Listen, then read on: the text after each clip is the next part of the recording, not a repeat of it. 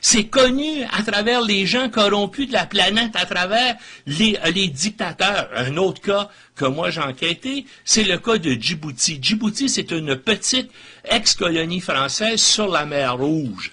Et c'est dirigé actuellement par un dictateur qui s'appelle Omar Guelleh. Écoutez, aux dernières élections en 2005, il y a eu 100% des voix. Hein? Même dans les dictatures les plus effroyables, rarement il y en a qui osent se donner 100% des voix des élections. Lui, il le fait. Ben, sa famille étendue. On parle de dizaines de personnes, là, habitent à Montréal, surtout dans la région de Pierrefonds. Et ces gens, écoutez, c'est assez curieux. Regardez, il y a un consulat de Djibouti à Montréal et il n'y a pas d'ambassade de Djibouti à Ottawa. Vous savez pourquoi? Parce que le job du consulat, c'est de s'occuper de la famille étendue qui vit dans la région de Montréal. C'est quand même curieux. On avait fait état aussi, comment il s'appelait?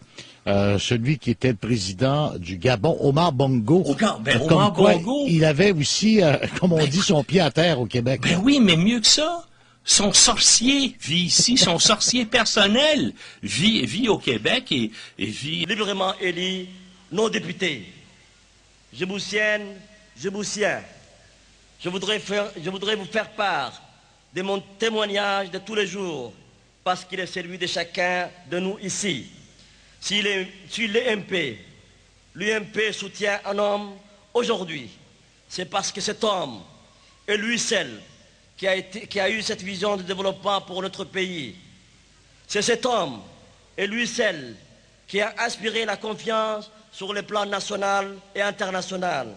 C'est cet homme et lui seul qui a eu le souci constant de développer une politique pour venir en aide aux plus défavorisés et à ceux qui sont encore en marge de développement rapide actuel. C'est cet homme et lui seul qui a eu cette volonté de rendre aux femmes la place qui est la leur dans notre société moderne. C'est cet homme et lui seul qui a cette ténacité pour se battre pour la paix dans la région et donc pour notre pays. C'est le président Ismaël Omar Guelleh et c'est lui seul qui a fait tout cela.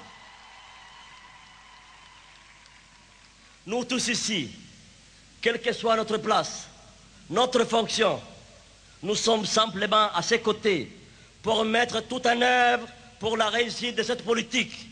Mais ce qui nous a appris aussi, c'est cette volonté d'ouverture et d'écoute envers les peuples djiboutiens, envers toutes les composantes de la nation, cette volonté d'associer toujours un plus grand nombre de Djiboutiens à sa politique. Sur cette voie aussi, l'UMP lui apporte son soutien sans faille afin que la société civile participe aussi à la préparation et à l'exécution des décisions qui concernent notre pays. Je fais référence à nos femmes, nos jeunesses, nos chercheurs, nos intellectuels, nos enseignants, nos commerçants, nos entrepreneurs, nos universitaires, nos travailleurs et à tous les Djiboutiens et Djiboutiennes, qu'ils soient réunis sous forme d'associations, de conseils nationaux, de collectifs et de réseaux. Je les félicite tous pour leurs actions. Militantes, militants, amis de l'IMP, nous devons tous nous mobiliser pour transmettre effectivement et pleinement notre message. Notre fête de ce soir doit être le 8 avril 2011, la fête de tous les Djiboutiens. Cette mobilisation que je demande aujourd'hui doit permettre à chaque électeur de se prononcer en toute connaissance sur leur avenir.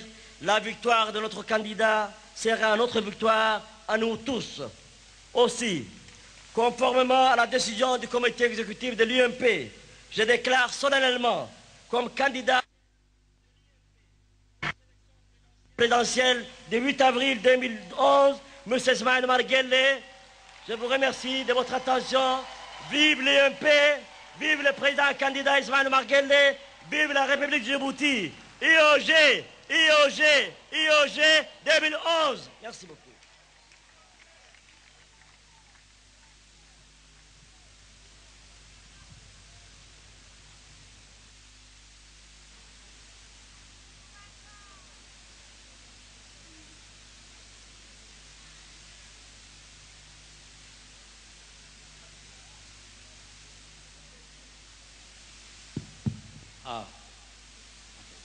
aad buu mahadsan yahay ra'iisul wasaaruhu madaxweynaha waxqabadkiisa xisbiyada isku tagay inta ay soo jireen dalka wixii ay u soo qabteen iyo dadka ka warankiisa iyo sidoo inoogu faahfaahiyay ayuu ku mahadsan yahay dalka jamhuuriyadda Djibouti oo ay dhawaan ka dhaceen dibadbaxyo madaxweynuhuna waxa uu yiri بسم الله الرحمن الرحيم والصلاة والسلام على رسول الله ونبض بان أنه شاقنا يدقناشو يو مقرنسا اي واحد باطا او عن شاقنا إنه يمكا أهان مجرتو حالدو يعني ان ايان جمعيه دويدو قولو اي ماشا نقصتي ان موياني سيدا كالي ونبضي له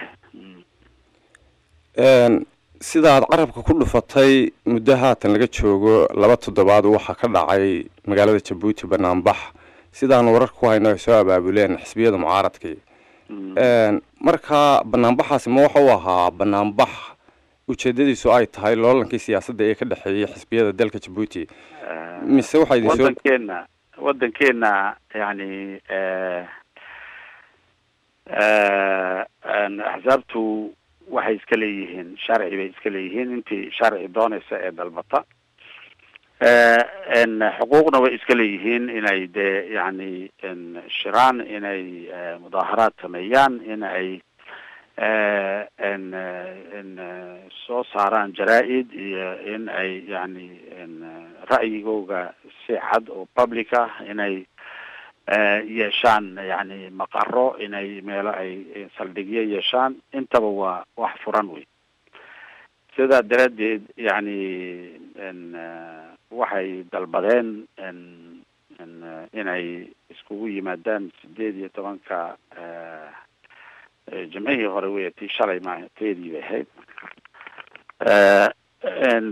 sidii caadadu ahayd dadkii khuseeyay arrinkaasi kolkay u geeyeen sidii caadiga ahayd baa loogu jawaabay waxaa la yidhi meeshiina yani saldhigiina kuwa aad ku samaysan kartaan labadaan bilaabeynaa bay yidhaahdeen 2 ilaa 6 cadceedu markay dhacayso yani inaad halkaa wixii aad dadkiina kusoo urursanaysaan ku urursataan oo dee waxaad oranaysaan aad istirahdaan kolkaa dee nabadgelyadana inaad ilaalisaan dadkii yani nabadgelyada ilaalinayana way nila joogayaan wixii aad ka doontaanna iyaga iyaad u sheegan doontiin warqad caynkaasaa loo qoray oo marka yani sidaa dee laakiin uma dhicin oo dadkii meesha kolkay keeneen maxaa la yidhaha saldhigoogii